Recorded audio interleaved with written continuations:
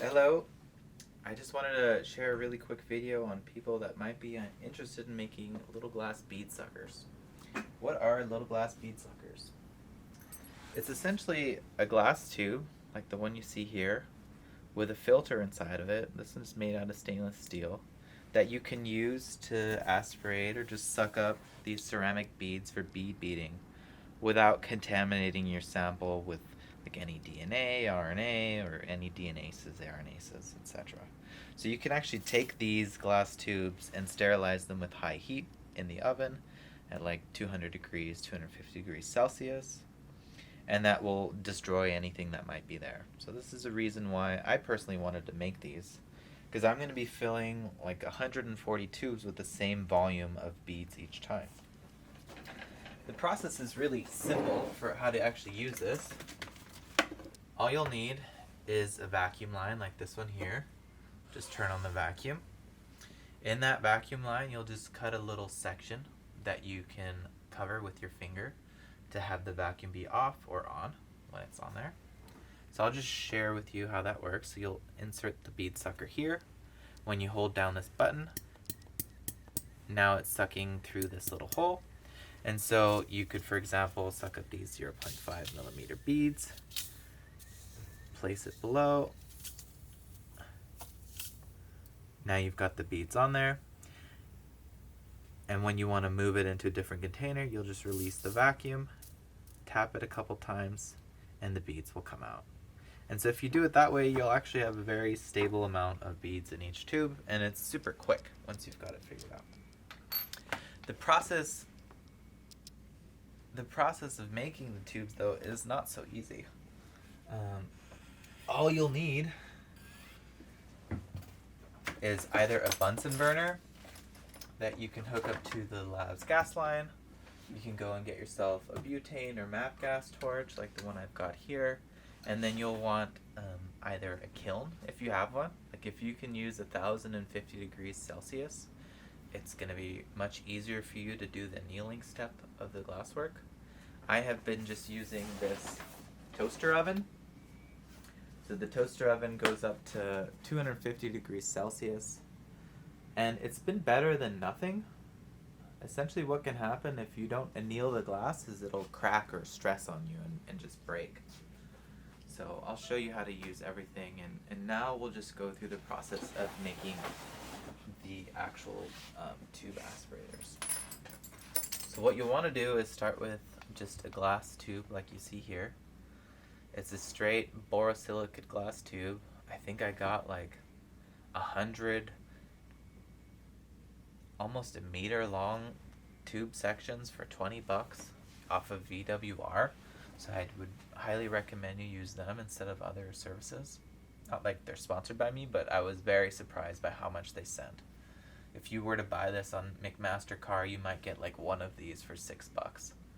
And I know for a fact that you're just going to be breaking tube after tube, so might as well get the ones that you'll get a lot from.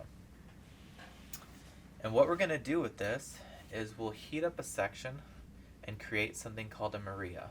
And to do that, you'll be spinning the tube on a fire, making sure to spin your right and left hand at the same time so that you're not spinning one faster than another. That'll end up messing up the Maria. And then as it's getting to the right temperature, you'll push the tubes together in a fluid motion while spinning, and eventually you'll create something like this. Just a piece of section of the tube where the glass is sort of gathering up in a ball. And in that area, the actual internal diameter is going to be greater.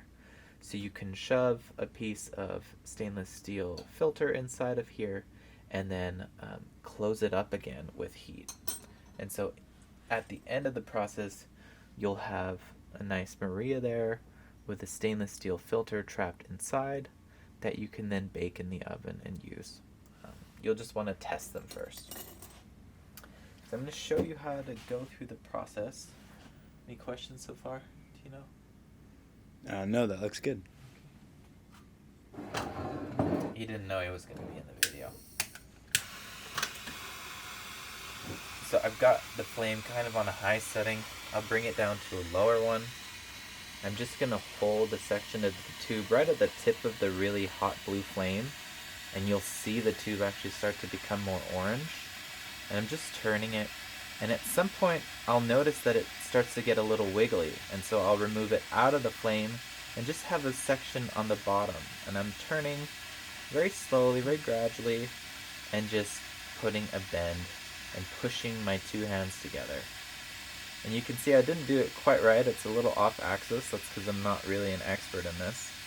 I'm literally only doing glass blowing to make these.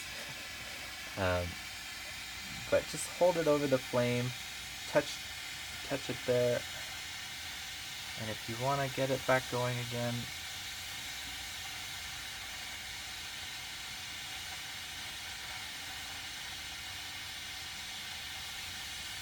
you can create a nice little Maria.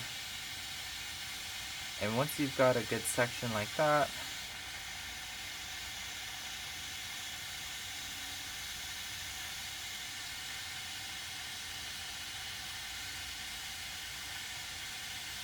almost there.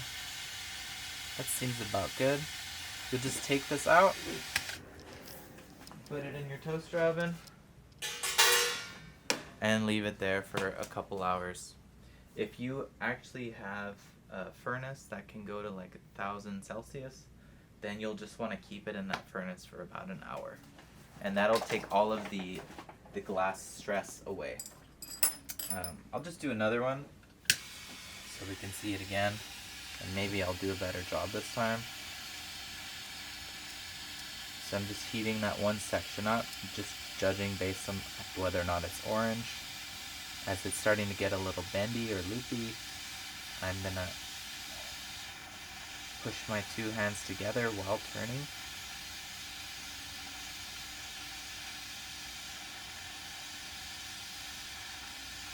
And just briefly like putting it into the flame. But you don't want to like put the whole thing in there, because then it gets really soft. And when it gets soft, it'll usually deform much more.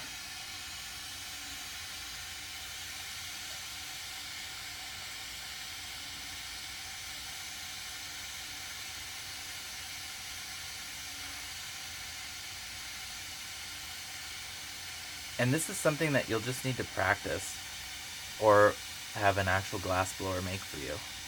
But this is probably one of the better ones. So that's about as good as I'm going to be able to do. And so I'm going to just heat that up one more time to remove the sort of spin. And you can see we now have this area of the tube that has almost that bulge in it, which a lot of glass blowers call a Maria. So we'll put that in there. And that's it. So that's how we do this step of just making the first Maria.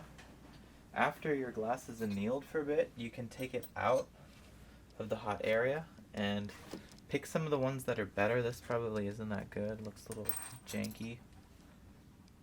This one could potentially work, but I want to find one that's like perfect. This one seems pretty good. And what I'm looking for is just a nice place for the filter to sit. So you'll want a bit of a lip in there, because we're just gonna push the filter into this section, and then once it's there, we'll heat it up again and close it. So I've gone ahead and made a bunch of different sizes with my laser cutter. Just a blue diode laser actually cuts through this filter really easily. I bought it off of Amazon, both the diode laser and the filters. I made different sizes, so I'm just gonna try and find one that's about the right size for this. So I'm thinking probably this one here. I think that's maybe like 6 millimeters, but it's really gonna depend on how you create your tube, what sizing you get, and even the heat of the flame and so on. So you'll have to do some trial and error. When I first made these, I just used like a scissor or a razor blade, and I cut out what I thought were shapes that were close enough to a circle. And those ended up actually working. Because remember, you only need to make maybe 1 or 2 of these, or for however many different bead volumes or sizes you want. But I knew I was going to have to practice a bunch, so I just did a lot of them.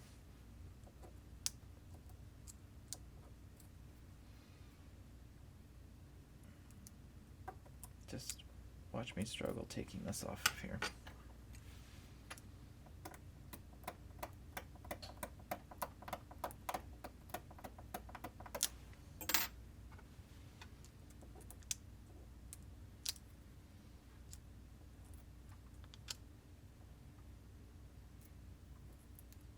Jeez. Probably already spent more time just trying to get this off than anything else.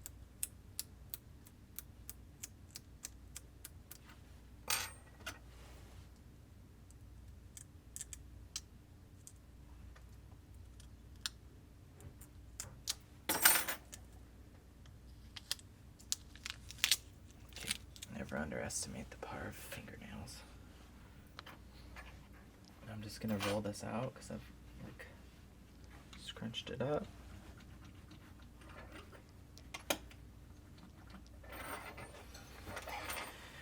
And that's it. Now I'm gonna have it sort of in this rolled shape. Put it into this tube here. I have some little tools that I made out of glass. So you could just take one of your glass pipes and make it into a long, thick section, and you can use that to just shove the filter down to where it needs to go.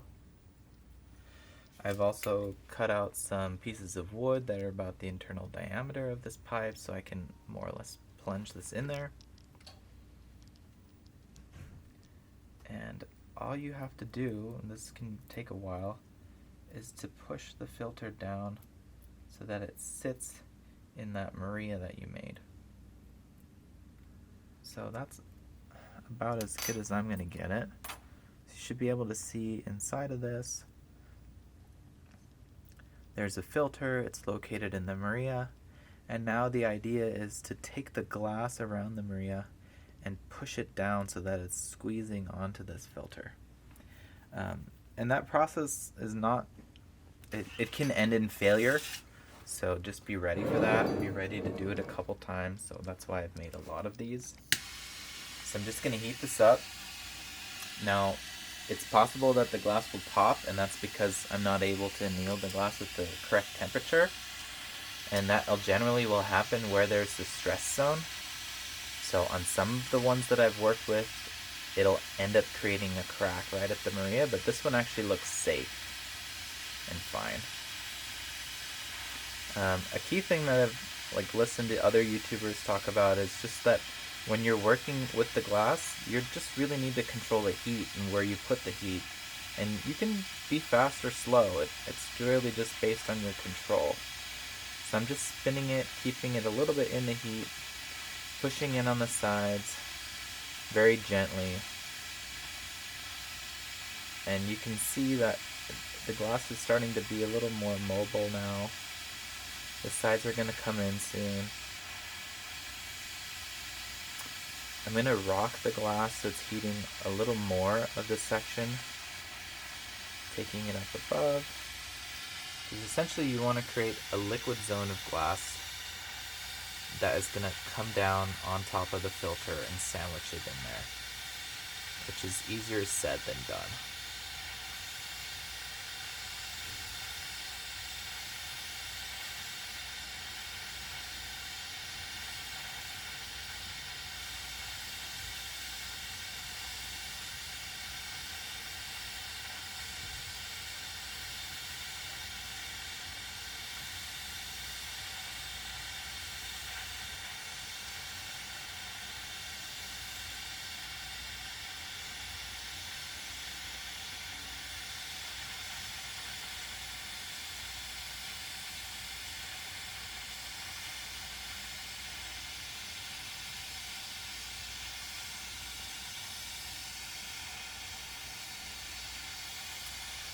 Okay, so now we're at a stage where we have the filter in there. There's some parts of it that aren't fully encased in the glass.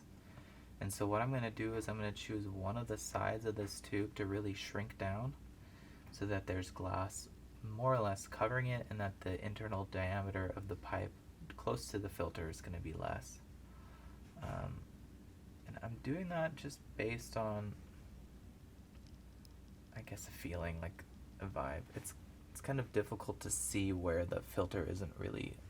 Maybe you can see it right in that corner there. The glass is still pretty hot, so I'm not going to touch it, but there's this section where there's just a small flap of the filter that isn't encased in glass. And so that's a place where like 0.1 mil beads would end up gathering. And now you see what I mean by the cracking. Because I let it cool too fast and took it away from the heat, it's cracked where the glass cooled. Just some stressors, like some stress cracks. The way I've found to counter this is to actually just heat it up again and melt the cracks. But you won't have this much of a problem if you're keeping it on the glass, if you're keeping the glass on the heat, and annealing it at the right temperatures.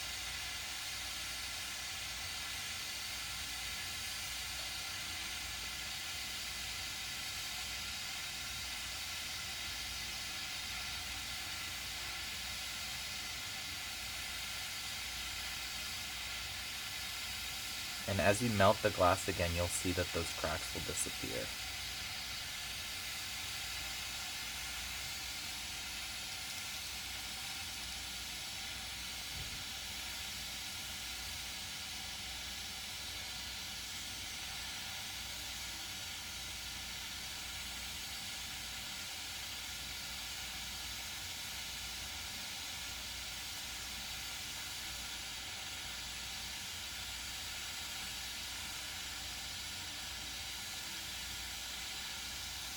So I'm just going to heat up this section of the tube.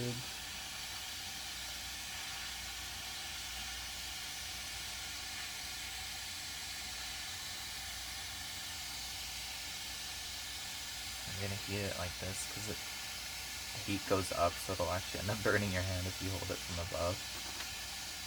You can use like some tools. I don't know if I have the right one here. And as long as you're keeping the glass hot, like, it's not going to snap on you again like it did on me earlier.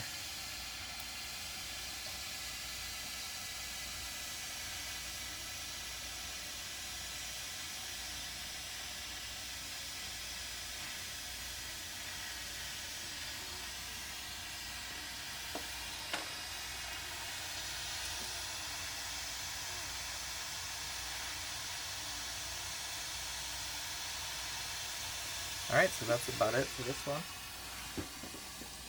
I'm going to take it and just put it in here. And I would just leave that for as long as possible. So I'll probably leave it overnight or longer. So that next time when we use it, it doesn't crack on us for some reason. Generally, the cracking only happens when you reapply heat.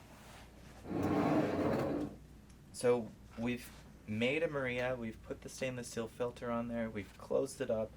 Now what we want to do is actually test the pipe and get the correct lengths of the pipe, or the glass tubing, sorry. Cutting tubing is actually much easier than you might think. So let's say that we've got this tubing here. It's got this end on it that we want to get rid of. All you need is either a glass file or something that's going to be able to cut glass. So these are just some really cheap diamond files from Amazon or eBay. You could get them wherever. And you'll just make a scoring mark. So let's say you've got your distance figured out. You want it to be this long exactly. You'll put your file on there and just do a nice pull. And you can go over it multiple times if you want to. If it's thicker, make sure the scoring mark is deeper. So you see the scoring mark there. You're going to face it away from you. Put your thumbs on either side. Ready? So you put your thumbs on either side here. And you're just going to apply pressure so that you split the glass at that crack. And it's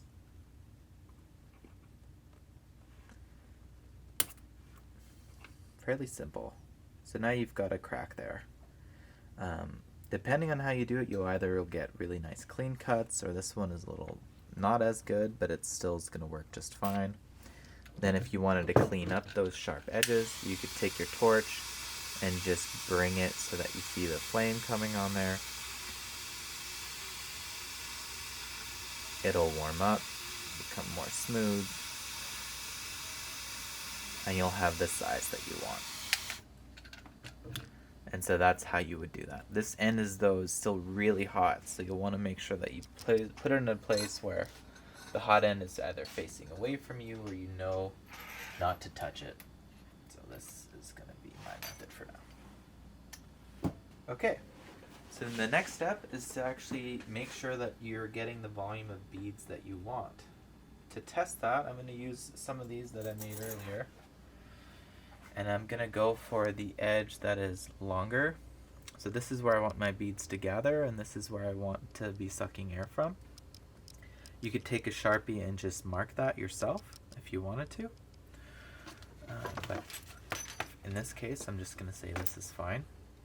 I'm going to be sucking up 0.1 millimeter beads, and what I'm looking out for is to make sure that they're not getting through the filter. If they get through the filter, that means that this pipe is not going to be good enough. So I'm getting a vacuum there.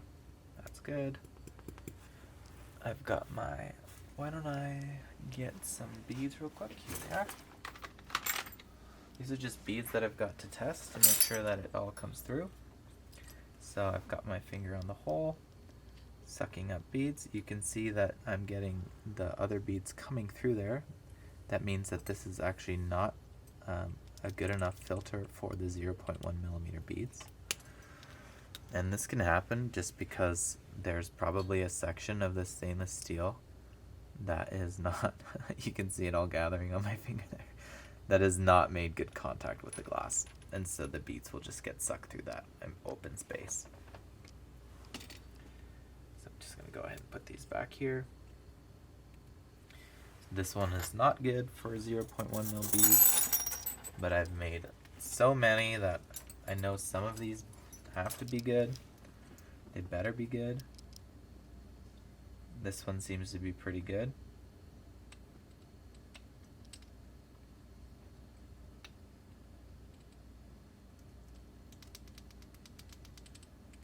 Though it's not really holding the vacuum as well as I'd want it to, which could have happened because I've clogged the inline filter. So as part of this tube, I like made some other glass, some other just plastic filter that goes in there to help catch any of the beads so they don't end up in our vacuum line.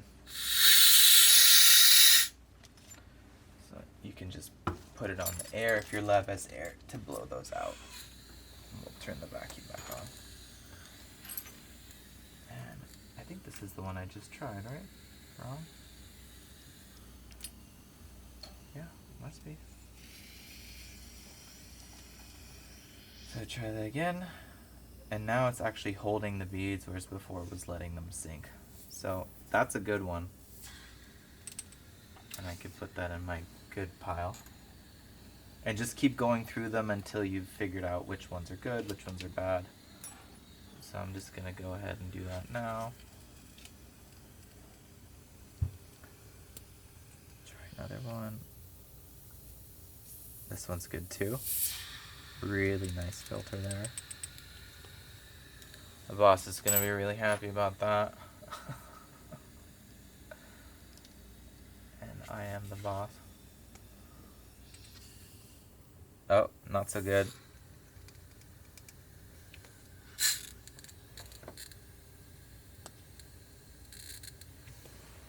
Bad pile. Probably need to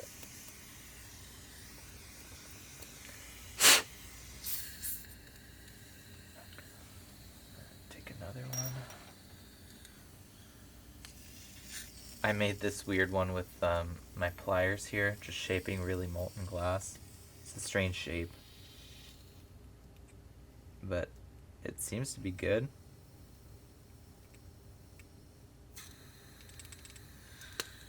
So put that in the good pile.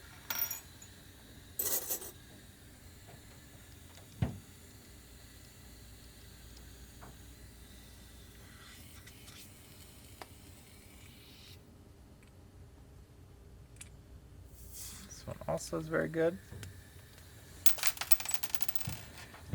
And now it's broken. And this is, I think, where if you anneal it properly, it is less likely to just pop like that. So that one is garbage.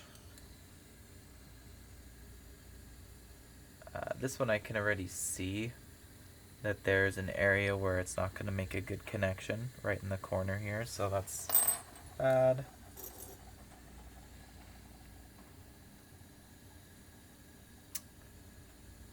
This one looks like it was rejected by all of its family and friends.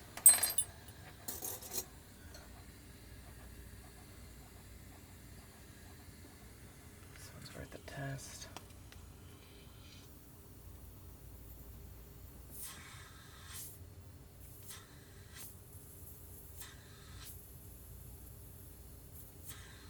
Nice. Looks like it doesn't have any problems, so I'll just gently put it down. Yeah, this has been my life for the last couple days. This one's perfect.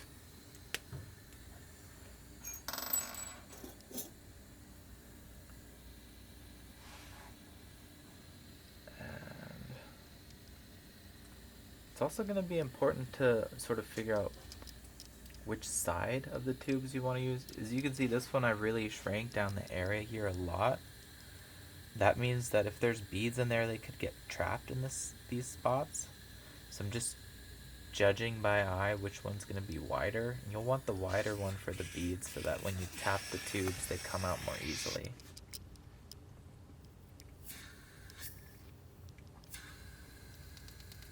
That's awesome. The next thing you want to do is actually calibrate the tubes to dispense the right amount of beads. So for the 0.1 millimeter beads, I'm using about 0.7 grams of 0.1 millimeter beads. And so what I'll do is I'll take one of these tubes that we've figured out works well. I'll hook it up on the end here. I'm going to suck beads up.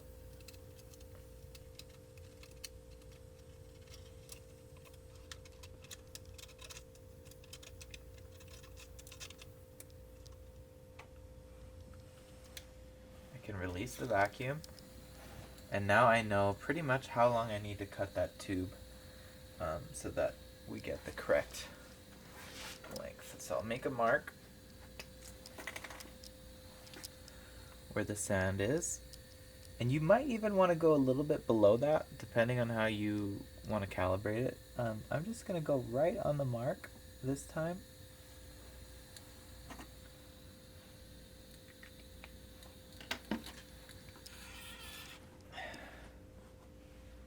Because you'll need to decide later on whether or not you'll scrape the tip of this to remove any of the beads, because there's typically beads that will build up on the end. I'll show you that in a second when we get there. So you'll decide whether or not you want to scrape it or just account for that in your math. So I'm just going to take my file, get this little section here.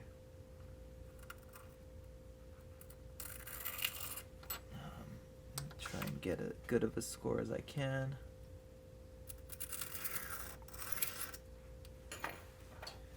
Maybe I want a sharper edge.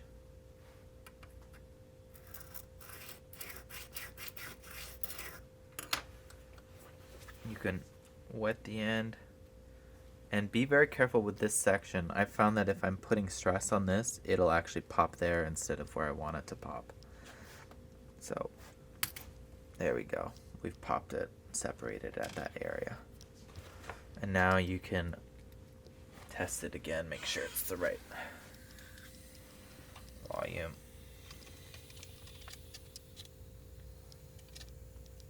And I probably need to clean the... And so that is pretty close.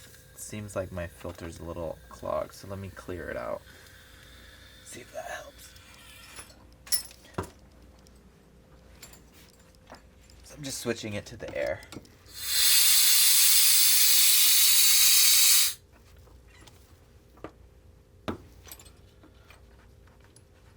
Turn back on the vacuum.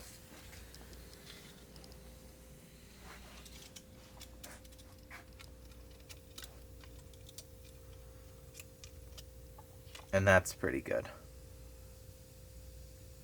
So you can see we've got the beads on there. This is what I was talking about, the little raised area. So depending on how strong your vacuum is, that might be more. But once you've got a tube that's going to dispense the same amount of beads into each of your little vials or whatever you're loading, you're set, because you mostly would just want to be in the correct ballpark.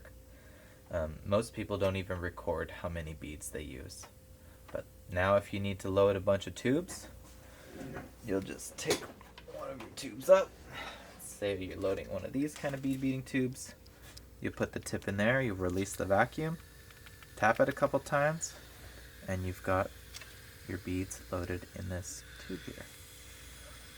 And I'm just going to show you how we can get that repeatable.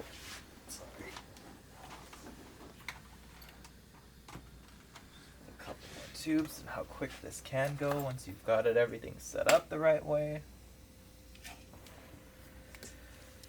So you'll want to work with sterile beads. Suck it up. There you go. Uncap your tube. Pop it in there. These are not the tubes I would end up using because you'll want to do this in a clean environment with gloves that you've cleaned with bleach and other stuff. Pop it in.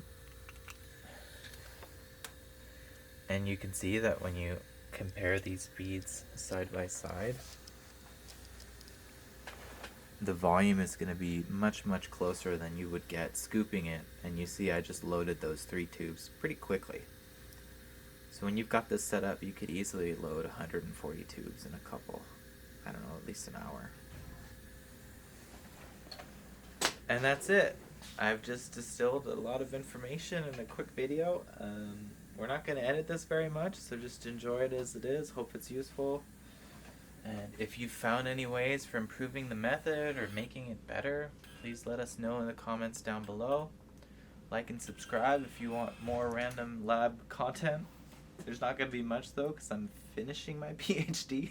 So, yeah, that's it. Thanks for watching.